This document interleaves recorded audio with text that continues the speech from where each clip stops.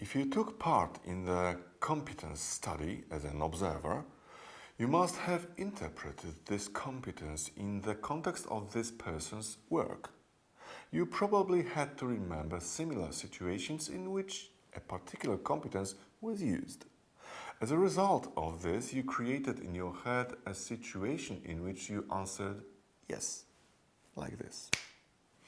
Therefore, the observed person gets very generalized results which are of little use.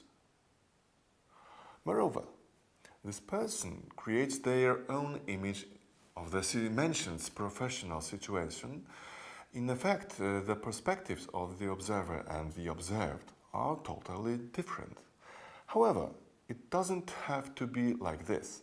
I invite you to watch a video tutorial in which I will show you how to get more adequate, clear-cut results which are closer to reality and therefore easier to interpret.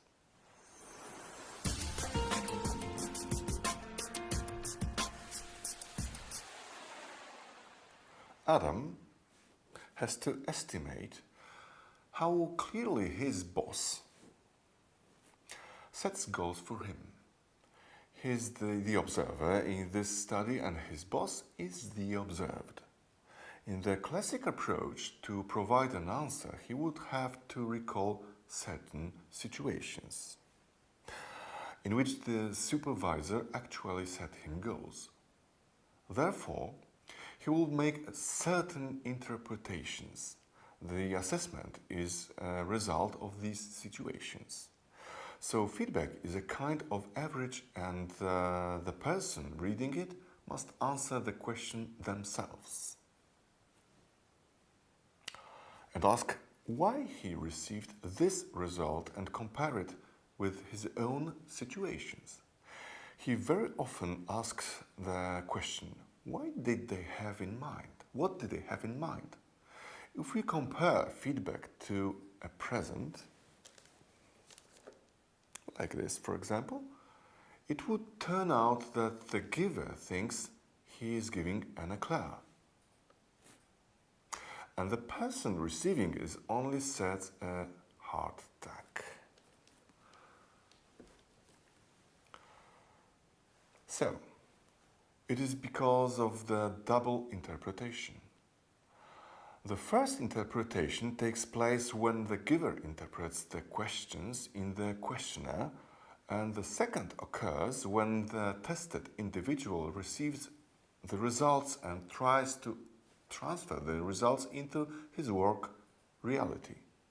To avoid misinterpretation, we propose a different method based on specific situations.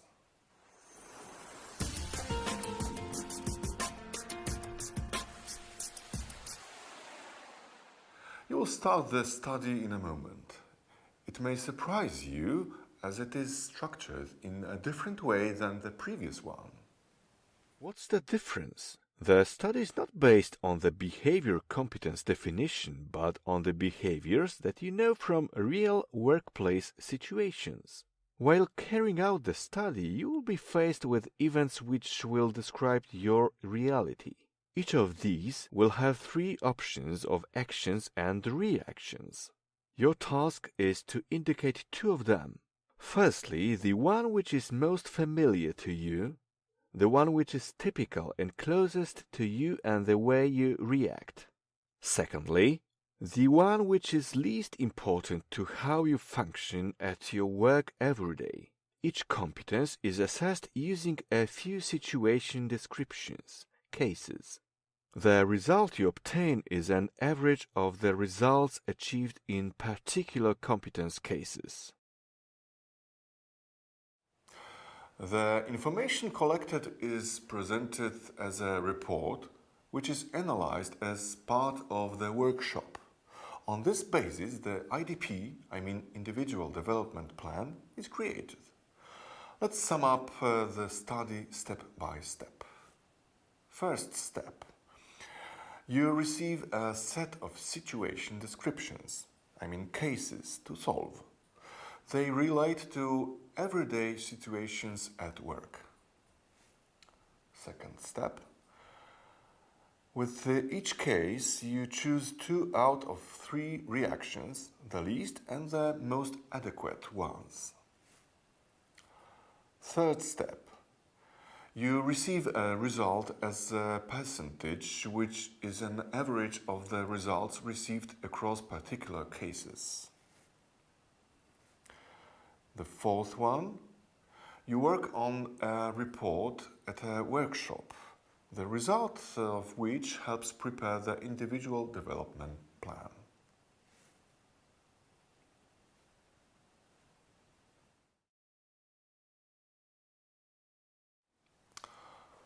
The 100% result in a given competence means that your responses comply with the responses indicated by the group of experts in your company. This group consists of high achievers and the HR department. Let's repeat once again. 100% does not mean the best result in a given competence. What it does mean is that your responses, your competence level, are in line with the company's expectations. A high competence level is not always beneficial from the point of view of performed duties. It is also worth remembering that both the pluses and minuses of the high and low competences can be indicated. Let's take a look at an example. Adam has a high result in empathy, which means he is a great man. Normally, it's good, but does it relate to his position? As a manager, he may have problems with reacting to repeated infringement of standards by his subordinates because he will feel empathy towards them. So, we have both the pluses and minuses of a high competence realization. If this study measured the absolute level of empathy, Adam's level would be higher than that expected by his company. In our method, however, the 100% result means he is in line with the organization's expectations. Each deviation, both to a higher or a lower empathy level, means that as a percentage, a particular person gets a result lower than 100%. Discussion of the result involved in the report gives clear indications which situation a particular person has to face. Therefore, Adam should work on his empathy in order to reach the level expected by the company and in turn perform their duties better.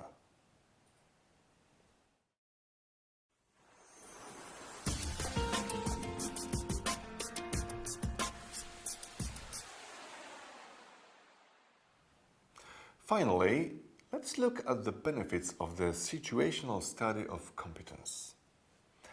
Firstly, we base the study on real situations. We don't have to interpret them. There is a greater possibility of receiving clear-cut information. It applies to both the respondent and the observer who assesses the competence level of the respondent. Secondly, anonymity. The observers don't have to worry about being identified, and thanks to this, they can express their true opinion.